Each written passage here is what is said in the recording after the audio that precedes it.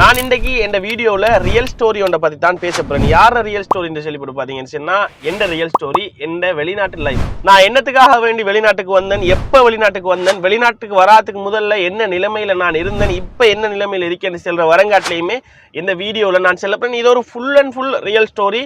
எந்த வெளிநாட்டு லைஃப் ஸ்டோரியை பற்றி தான் இந்த வீடியோவில் நான் ஃபுல்லாக செல்ல போகிறேன்.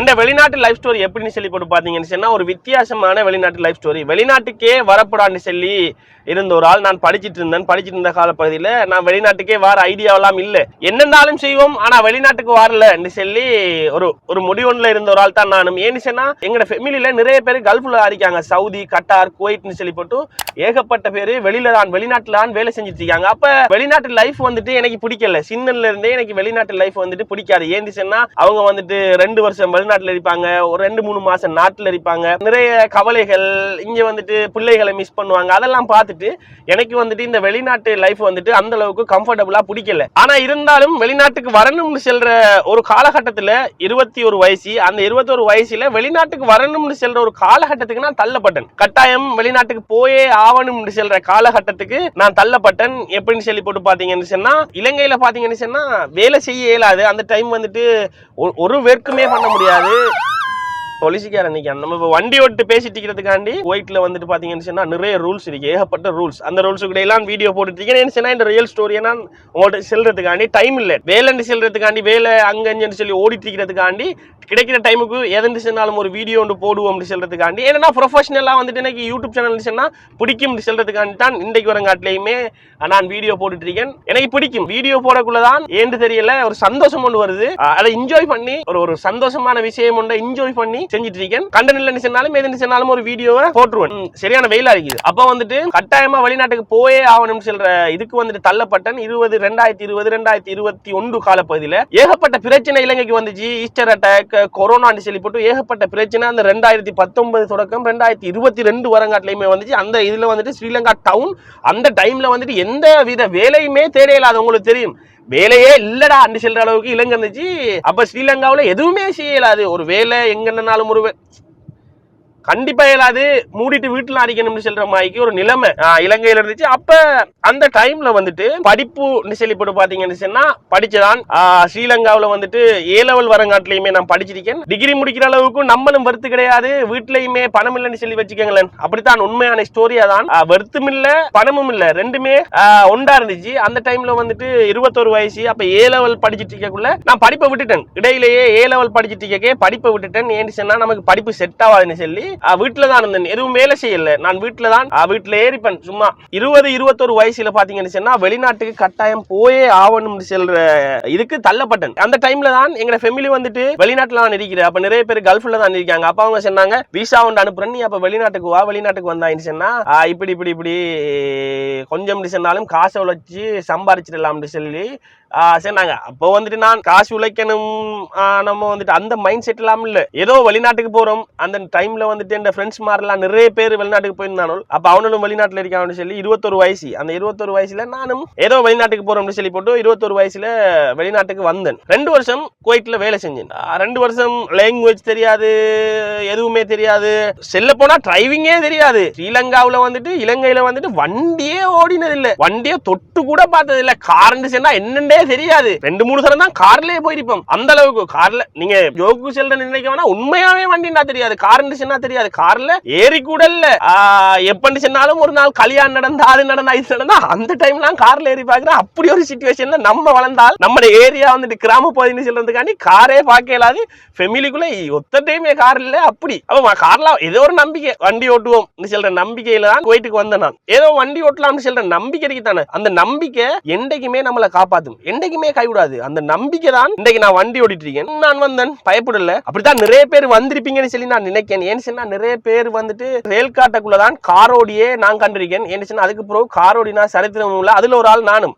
அப்ப வெளிநாட்டுக்கு வந்துட்டேன். வெளிநாட்டுக்கு வந்து 2 மாசத்துக்கு பிறகு இன்னைக்கு லைசன்ஸ் எடுத்து தந்தாங்க. நான் நினைச்ச ஐடியா எதுவுமே எனக்கு சக்சஸ் ஆகல. வெளிநாட்டுக்கு வரப்போறான்னு சொல்லி நினைச்சேன். ஆனா வெளிநாட்டுக்கு வந்தேன். வெளிநாடு தான் இன்னைக்கு சோறு போடுது. வெளிநாடு இல்லைன்னு சொன்னா நான் இல்ல. வெளிநாடு இல்லைன்னு சொன்னா இன்னைக்கு நிறைய பேர் வாழ்க்கை ஜீரோ தான். ஆனா வெளிநாடு நிறைய பேரை வாழ வச்சிருக்கி. அதுல நானும் ஒரு மாயா செட் ஆயிட்டேன். செல்லிய வைங்களேன், குவைட்ல செட் ஆயிட்டேன். அப்போ வந்துட்டு நாட்டுக்கு போகணும். 2 வருஷம் முடிஞ்சா நாட்டுக்கு போகணும். 2 வருஷம் முடிஞ்சு ஒரு நாள் கூட இஞ்சி இருக்கிறல்ல செல்றதுதான் ஐடியா. அன்னரமே நான் வெளிநாட்டுக்கு வரக்க ₹1 காசு எனக்கு கடன் இல்ல. ஃபெஸ்ட்டுக்கு வரக்குள்ள நல்ல காசு உழைச்சேன். உழைக்கிற காசு எல்லாம் மிச்சம் தான் செல்ற அளவுக்கு காசு உழைச்சேன். ஏன்னு சொன்னா நான் வெட்டிங் பண்ணல, கல்யாணம் முடிக்கல, 21 வயசு. 2021 வந்துட்டேன். 2022 டிசம்பருக்கு நான் பெய்தேன். அப்ப அந்த டைம்ல நல்ல காசு, யாருக்குமே காசு அனுப்பணும்னு சொல்ற தேவைப்பாடு எனக்கு இருக்கல. அப்ப நல்ல காசு எனக்கு இருந்துச்சு. நாட்டுக்கு போனேன். ஏதாவது ஒரு பிசினஸ் செய்யலாம்னு சொல்லி போட்டு நமக்கு இருக்கிற காசை வச்சு ஏதாவது பிசினஸ் செய்வோம்னு சொல்லி போட்டு நிறைய வேலைகளை செஞ்சு நாட்டுல நான் ஒரு வருஷம் தான் ஸ்ரீலங்காவில் இருந்தேன். 2024 ஃபுல்லா நாட்டுல இருக்கேன். 2025 நான் வெளிநாட்டுக்கு திரும்ப வரேன். இந்த இடத்துல உங்களுக்கு டவுட் ஒன்று வரலாம்.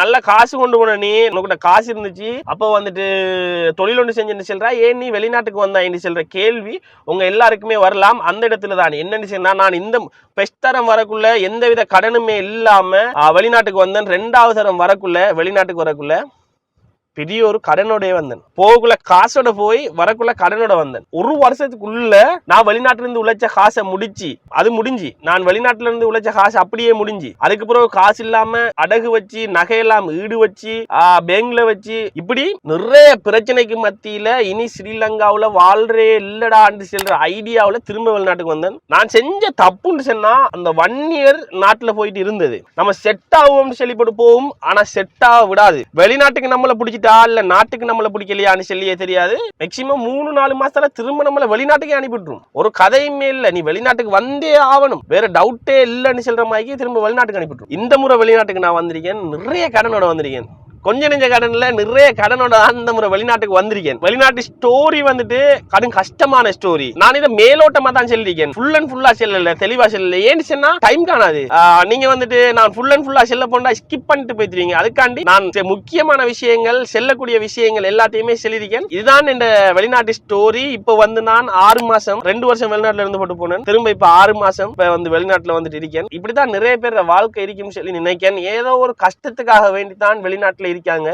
கஷ்டம் இல்லைன்னு சொன்னா வெளிநாட்டுல இருக்க மாட்டாங்க. நிறைய பேர் அவங்களோட ஃபேமிலி, அவங்களோட பிள்ளைகள்னு சொல்லி போட்டு விட்டுட்டு யாராலையுமே இருக்க இயலாது. ஏன்னு சொன்னா அது கஷ்டம். அப்படியும் இருக்காங்கன்னு சொன்னா நிறைய கஷ்டங்களை, நிறைய கவலைகளை சுமந்துட்டு இந்த வெளிநாட்டுல இருக்காங்க. கஷ்டம் இல்லாம யாருமே இல்லை. உனக்கு என்னடா வெளிநாட்டுல இருக்கா, நீ வாழ்றாய், உனக்கிட்ட தான் காசு இருக்குன்னு சொல்லி போட்டு நாட்டுல இருக்கிறவன் சொல்லுவான். ஆனா நாட்டுல இருக்கிற ஒருத்தனை பார்த்து நம்ம எந்த நாளுமே கவலைப்படுவோம். அவன்கிட்ட காசு இல்லையோ காசு இருக்குதோ, அவன் நாட்டுல இருந்துட்டு வீட்டு சாப்பாடு, ஃப்ரெண்ட்ஸ் மாரோட சுத்திட்டு சந்தோஷமா இருக்கான்னு சொல்லி நினைக்கக்குள்ள நமக்கு பெரிய ஒரு கவலையா இருக்கும். ஏன்னு சொன்னா நம்ம கிட்ட காசு இருக்கும், சாப்பாடு வாங்க இயலாது. ஏன்னு சொன்னா அந்த காசு அவ்வளவு கஷ்டப்பட்டு உழைக்கிறதுக்காக வேண்டி நம்ம கொஞ்சமா தான் நமக்குன்னு சொல்லி எடுத்துட்டு மிச்சத்தை அப்படியே வீட்டுக்கு அனுப்பிடுவோம். நம்ம தான் சந்தோஷமா இருக்கமில்ல, வீட்டுல இருக்கிறவங்களாச்சும் சந்தோஷமா இருக்கட்டுமே சொல்ற பெரிய மனசு நமக்கு வந்துடும். வெளிநாட்டுக்கு வந்துக்கிறோம், நம்ம பெரிய மனுஷனா பேசிடுவோம். வெளிநாட்டுக்கு வந்துக்கிறோம், இந்த மெச்சூரிட்டி லெவல் கூடிடும். வீட்டில் இருக்கிறவங்க சந்தோஷமா இருக்கட்டும், வீட்டில் இருக்கிறவங்களுக்கு இது செய்வோம், வீட்டில் இருக்கிற தங்கச்சிக்கு இது செய்வோம், வீட்டில் இருக்கிற அம்மாக்கு இது செய்வோம், அப்பாவுக்கு இது செய்வோம், அம்மம்மாக்கு இது செய்வோம், சிஸ்டருக்கு இது செய்வோம் சொல்லி போட்டு வீட்டில் இருக்கிற எல்லாரையுமே சந்தோஷமா வச்சிருப்போம். ஆனா நம்ம சந்தோஷமா இருக்கமான்னு சொல்லி போட்டு கேட்டா சத்தியமா சந்தோஷமா இல்லை.